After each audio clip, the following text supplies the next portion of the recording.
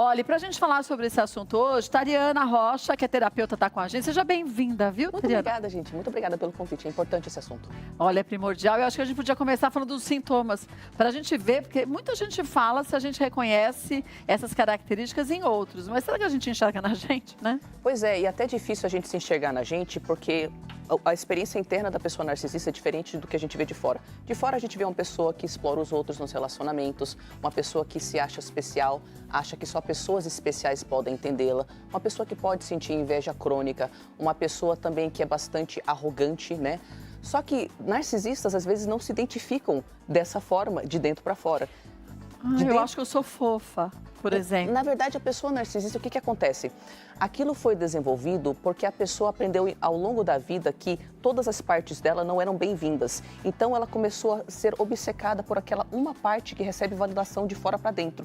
Então, ela não consegue se aprofundar nas outras partes. Então, para ela, ela precisa que você valide realmente que ela é uma pessoa especial, que você regule a autoestima dela de fora para dentro. E, na verdade, é porque ela é hipersensível. Se você não faz isso por ela, então aí ela tem uma forte resposta interna que ela muitas vezes externaliza, seja punindo você ou exigindo que você acolha ela e dê atenção para ela.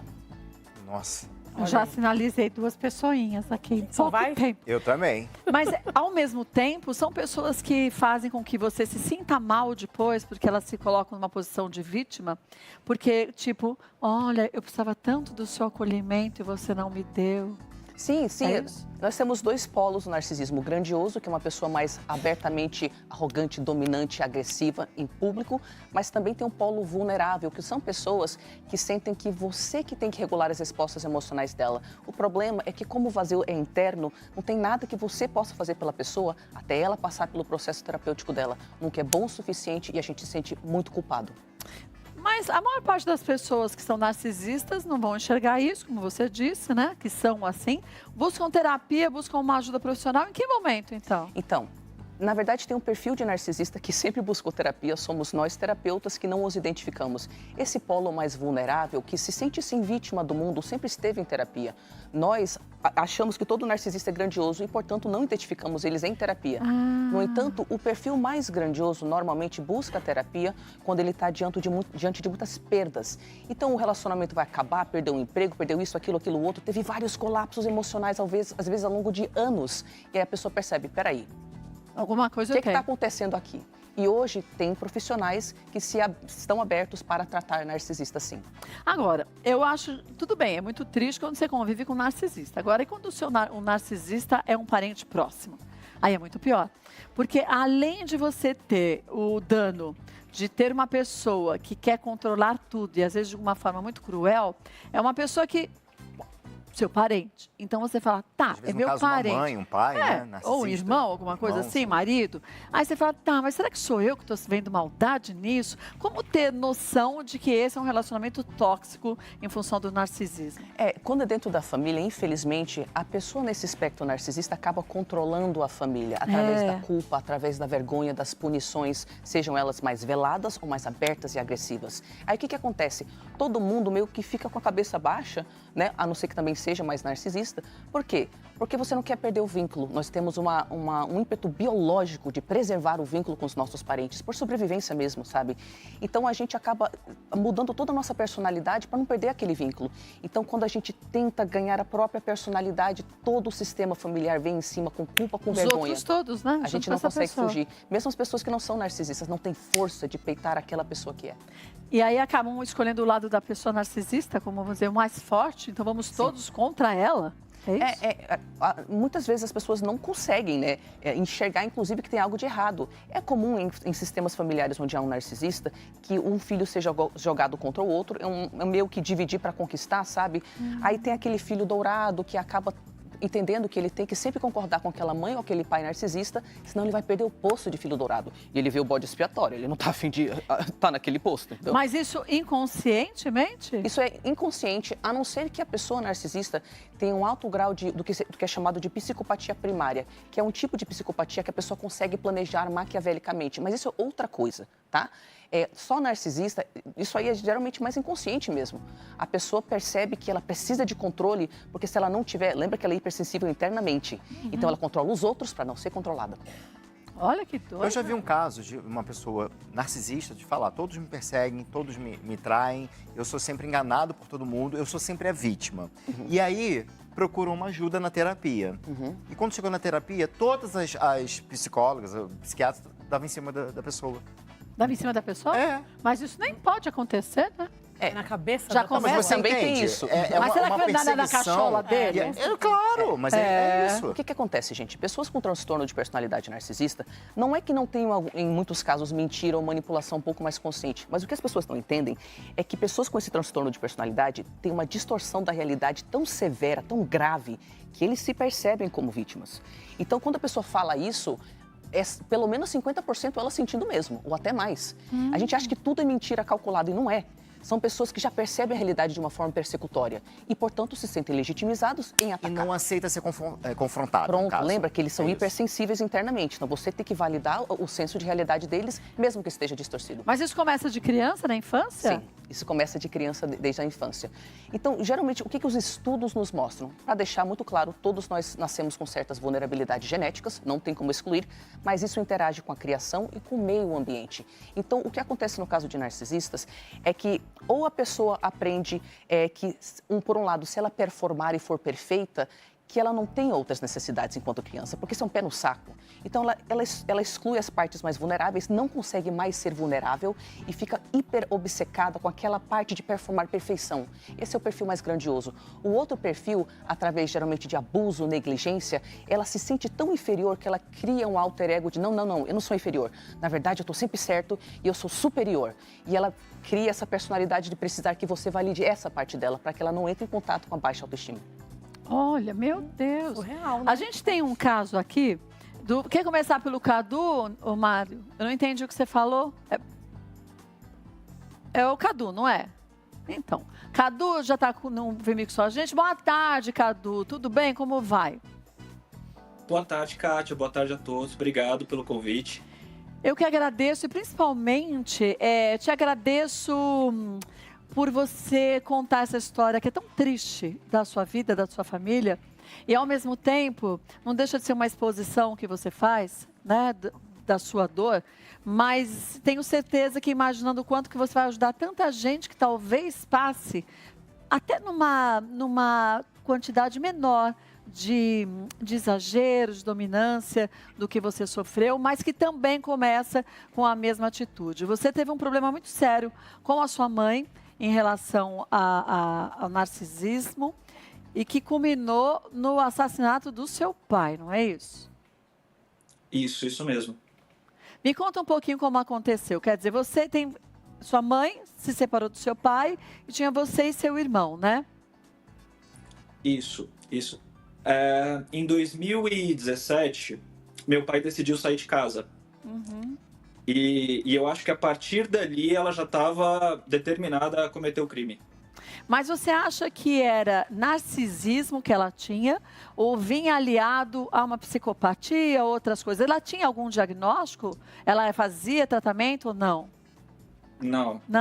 Não, porque naquela época, Kátia, a gente não tinha o acesso ao conhecimento, né, em relação ao narcisismo, psicopatia, né? Eu brinco que naquela época eu achava que psicopata era o Fred Krueger e narcisista era uma pessoa que era muito vaidosa. A gente não tinha essa noção.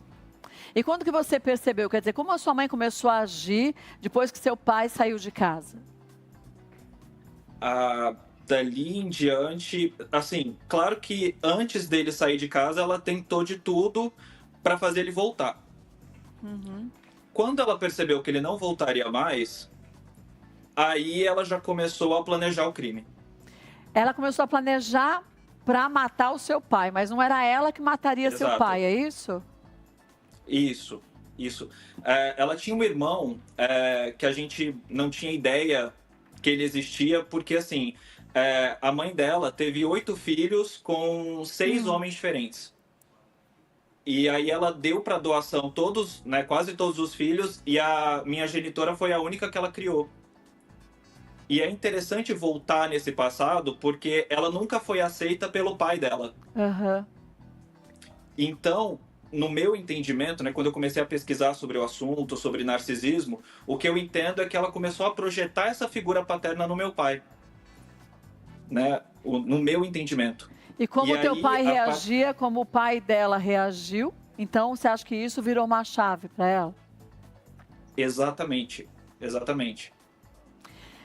Quando você Eu acho que ela percebeu... não... Pode falar, pode falar. desculpa. Não. Eu acho que ela não conseguiu lidar com esse abandono. Acho que a questão foi o abandono, né? E aí você, acho que nesse momento, então, ela começou a orquestrar como mataria, acabaria com a vida do seu pai. Exato, exato. E como que ela fez isso? Ela tentou colocar você e seu irmão no meio dessa história ou não? Foi só com o irmão dela? Não, então, na verdade, assim, o irmão dela estava preso há 17 anos. E na época eu tinha 17, então ele foi preso mais ou menos Quando na você época que eu nasceu. nasci. Então não tinha nem como eu ter conhecimento que ele existe, o conhecimento da existência dele. E aí ela começou, claro, como eu suponho, né, como ela é uma narcisista, ela começou a criar uma história, falar, olha, ele vai me deixar sem nada, ele vai ficar com outra, ele vai roubar todo o dinheiro, ele é muito mal comigo. E aí o irmão dela começou a comprar essa ideia. Claro, eu estou dizendo isso depois que toda a investigação já foi feita, né? Então, depois de ter todo o acesso a essas informações, claro que na época eu não tinha acesso a nenhuma dessas informações. E aí ela fala isso para ele, e aí ele fala, olha, eu não vou fazer, mas eu consigo alguém que faça. Ele conseguiu outra pessoa, essa pessoa também não quis fazer. E aí ele conseguiu uma outra pessoa que concordou em cometer o crime. Em matar seu pai. Exato. E como eu e meu pai éramos muito próximos, a ideia que ela teve foi me usar para cometer o crime. Como te usar para cometer o Então, ela furtou meu celular crime? enquanto eu estava dormindo. Ela entregou pro irmão dela, que fez uma ligação pro meu pai e falou, olha, seu filho tá passando mal aqui numa rua. E ela me blindou, não deixou com que eu falasse com meu pai. E aí, E nesse aí, tempo... meu pai foi preocupado atrás de mim nessa rua. Quando ele chegou lá de carro, dois motoqueiros, né, dois homens em uma moto estavam esperando por ele, e um deles deu 3 tiros no meu pai. Deixa eu te perguntar uma coisa. Perguntar como você se sente, eu nem vou, porque por mais que eu imagine terrível, ainda é pouco perto do que você tem passado. Mas a minha pergunta vai além disso. Eu fiquei sabendo que sua mãe talvez saia num regime semiaberto, ou como você disse, a sua genitora. Você acha que ela vem atrás de você, tentar explicar, tentar se defender? Você está preparado para isso? Então, Kátia, esse caso ele já tem mais de 15 anos hoje, né? Então muita coisa aconteceu. Ela foi condenada a 20 anos, começou a cumprir pena só depois do 9º ano, depois que ela cometeu o crime, né? E aí conseguiu sair agora para o regime semiaberto, eu acredito por ter cumprido 2/3 da pena. E nesse meio tempo, graças a Deus, eu consegui entender sobre o assunto, entender que eu não tive culpa de nada, né? Porque como a doutora estava dizendo, eles são mestres em fazer com que a vítima se sinta culpada. Sim. Então, nesse tempo, eu consegui entender que eu não tive culpa de nada, tenho lutado para recuperar a minha vida, né? E eu acho que hoje eu não imagino que ela me procure, porque eu entrei com ação contra ela, né, por danos morais, danos materiais. Graças a Deus a justiça nesse sentido foi feita, então ela perdeu essa ação. Então eu imagino que hoje, depois de tudo, ela já não me procure mais. Graças a Deus. E seu irmão, como que tá nesse contexto todo? Tá como você ou ainda não? Então, como a doutora também estava dizendo, ela estava falando sobre o filho dourado e o bode expiatório, né? Sim. Ele é o filho dourado, eu era o bode expiatório. Então, para ele, tá tudo bem. Ele ficou do lado dela, ele apoia ela, ele testemunhou a favor dela.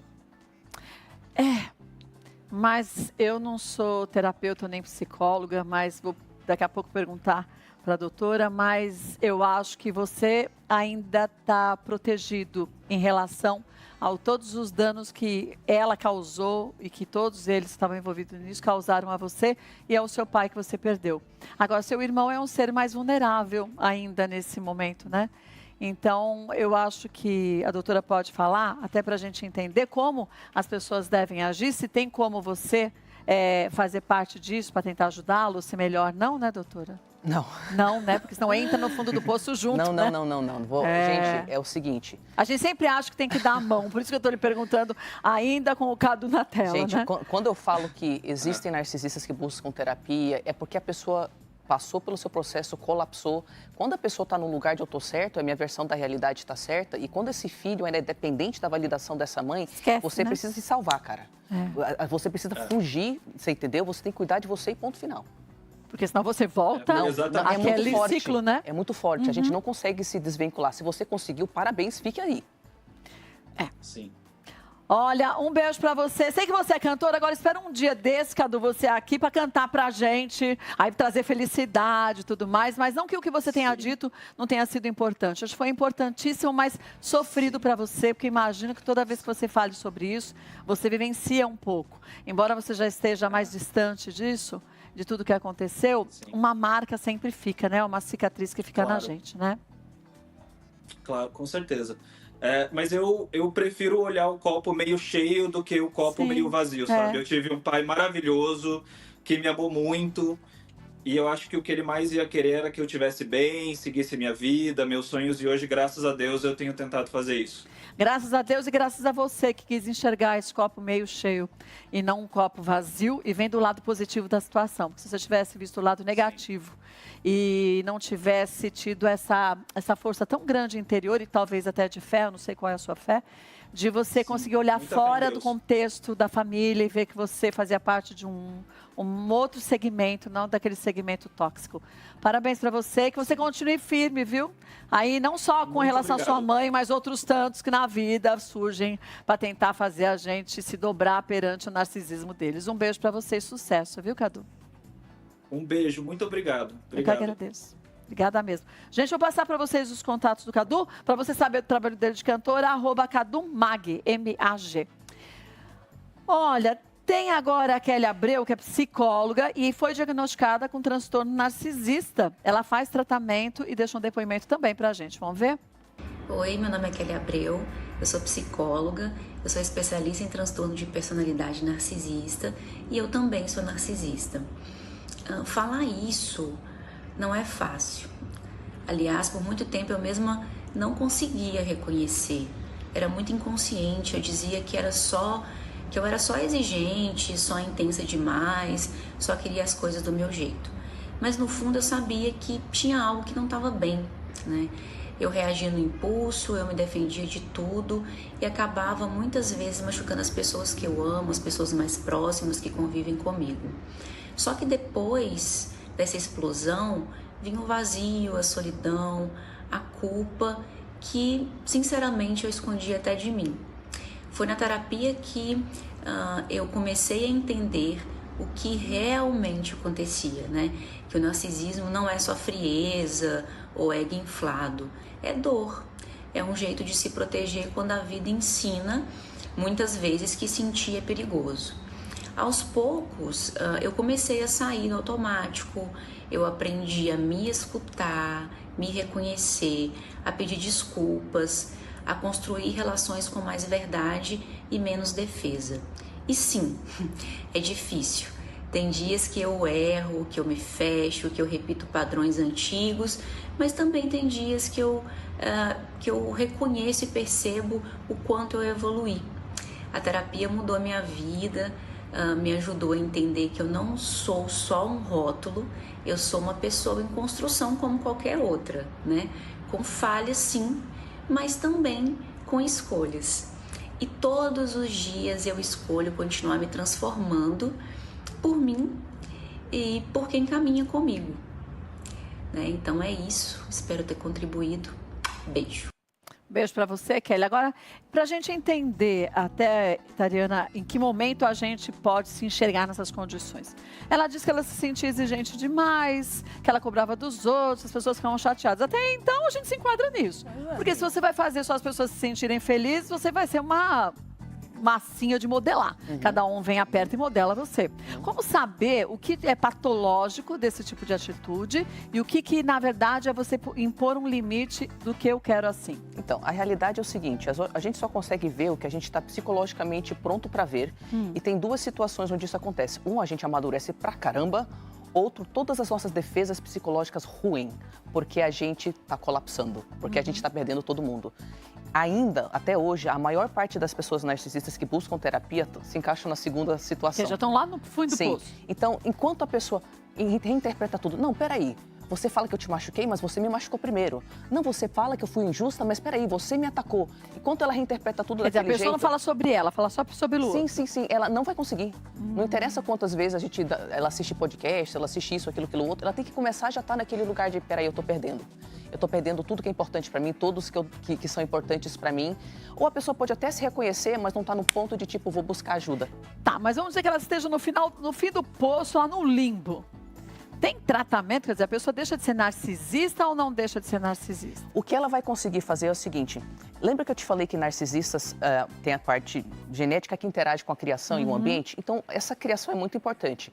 Quando a pessoa aprende que ela não pode entrar em contato com as imperfeições dela, então é um jeito de existir. Quando ela vai na terapia, o terapeuta vai ver as necessidades não satisfeitas desde a infância e vai começar a falar trabalhar pra ela. Aquilo. Isso, ele vai ser um ambiente que a pessoa narcisista nunca teve. Você não tem que performar para mim. Eu vejo que tem uma outra parte aí mais vulnerável que quer se comunicar. E ela é importante então, para mim. alimenta essa parte positiva. Isso. Aí a pessoa tem pela primeira vez na vida a experiência do que é empatia por essas partes dela que ela teve que rejeitar.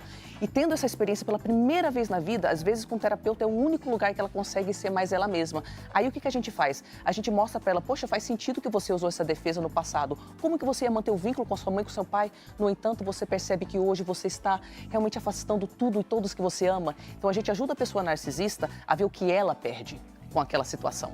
Não podemos ir pela empatia porque ela não aprendeu empatia ainda. Ela tem que experimentar na terapia o que é empatia. Entendeu? Aí ela começa a ver, putz, eu realmente estou perdendo tudo e todos que é importante para mim. E a gente puxa a parte adulta dela. O que você acha da sua parte adulta começar a agir de uma forma diferente? Quer dizer, faz uma ressignificação do passado e uma reatualização do que ela tem que fazer a partir de agora. Pronto. E a partir de agora ela começa a deixar essa parte adulta dela, que ela está estruturando, que ela não tem, tá bom? Começar a agir de forma diferente. Peraí, eu não vou dar uma patada, eu vou me regular primeiro. Isso já muda o relacionamento dela. Não, muda. Mas quando ela estiver lá em cima de novo, porque enquanto a gente está lá embaixo no limbo é fácil, né? Qualquer ajuda, levanta. Porque tem gente que parece assim. Eu conheço gente assim. Vocês também conhecem, não sabem que é essa pessoa. Mas a pessoa está no limbo, ela é super humilde. Quando levanta e sobe de novo, cara, é o inferno. Você fala, gente, mas cadê aquela pessoa que era antes? Toda pessoa, independente de ser narcisista ou não, vai ficar oscilando de acordo com o nível de estresse. Então, a gente está ótimo quando a gente está bem, tem um nível de estresse, todos nós regredimos. A pessoa narcisista do mesmo jeito. É muito importante que ela esteja num ambiente com pessoas que consigam sustentar seus próprios limites. Porque daí uma pessoa saudável que não aceita o narcisismo do outro vai falar para ela, peraí, cara. Né? Aí ela vai começar a conseguir os que estão nesse ponto. E eles conseguem. Eu sei que a gente tem uma narrativa de que ninguém consegue, mas com anos de tratamento especializado com um terapeuta que acredita nessa resiliência interna da pessoa narcisista e ajuda ela a puxar a parte adulta e satisfaz as necessidades não satisfeitas, ela vai conseguindo aos poucos sim. E tudo começa com querer, né? Querer mudar. Sim. E toda vez a gente falava isso, toda vez que a gente vai buscar uma ajuda terapêutica é porque a gente começou a enxergar alguma coisa, mas tem... é só um pouquinho que a gente enxergou, porque tem muita coisa lá para baixo que a gente nem imagina. E se a gente não quiser chegar lá embaixo para enxergar tudo e começar a realinhar, você vai ficar só naquela oscilação de melhor ou pior. Isso. Mas sempre abaixo do que devia ficar de qualidade de vida, né? É muito importante que o terapeuta entenda de narcisismo, porque como eu te falei, nós não identificamos narcisistas. Sim. E nem todo narcisista é psicopata, né? Não, é outra coisa, né? Não. Inclusive o caso desse moço aí, que muito obrigada por compartilhar essa história, Cadu. O caso dele não era só de narcisismo, e sim de psicopatia e psicopatia de alto grau. Porque a maioria dos psicopatas não matam também não, tá?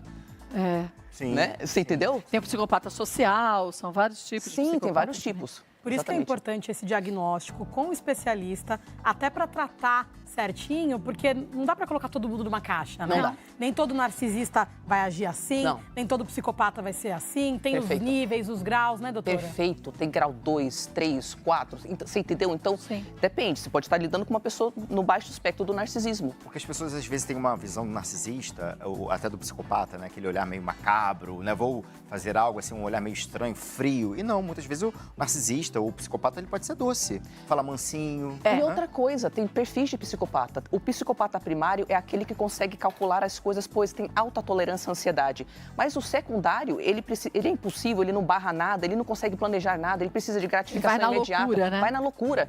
Então, aqui no Brasil, a gente não reconhece esse segundo psicopata. A gente acha que todo mundo é frio e maquiavélico. Isso não é Só verdade. que não. Sim.